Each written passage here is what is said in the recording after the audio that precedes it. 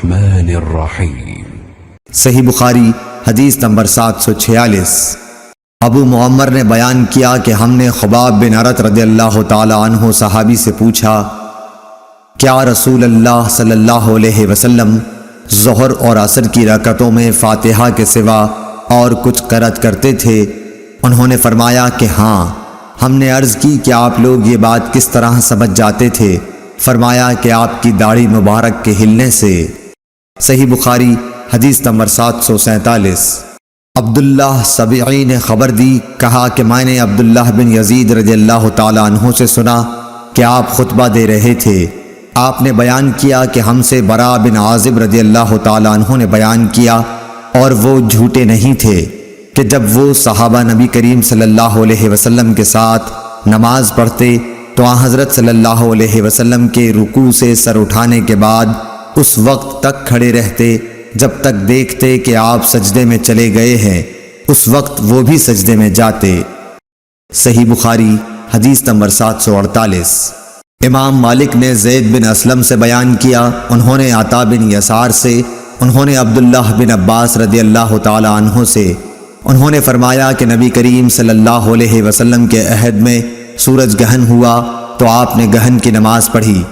لوگوں نے پوچھا کہ یا رسول اللہ، ہم نے دیکھا کہ نماز میں آپ اپنی جگہ سے کچھ لینے کو آگے بڑھے تھے، پھر ہم نے دیکھا کہ کچھ پیچھے ہٹے۔ آپ نے فرمایا کہ میں نے جنت دیکھی تو اس میں سے ایک خوشہ لینا چاہا، اور اگر میں لے لیتا تو اس وقت تک تم اسے کھاتے رہتے جب تک دنیا موجود ہے۔ صحیح بخاری حدیث نمبر 749۔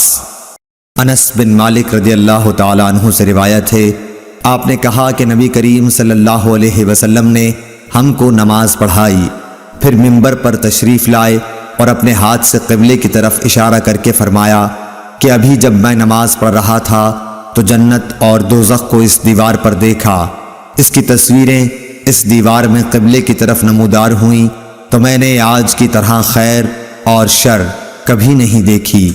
آپ نے قول مذکور 3 بار فرمایا۔ صحیح بخاری حدیث نمبر 750۔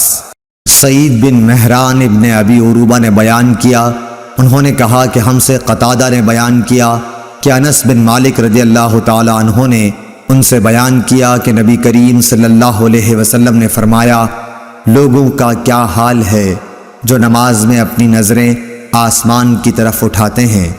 آپ نے اس سے نہایت سختی سے روکا، یہاں تک کہ آپ نے فرمایا کہ لوگ اس حرکت سے باز آ جائیں ورنہ ان کی بینائی اچک لی جائے گی۔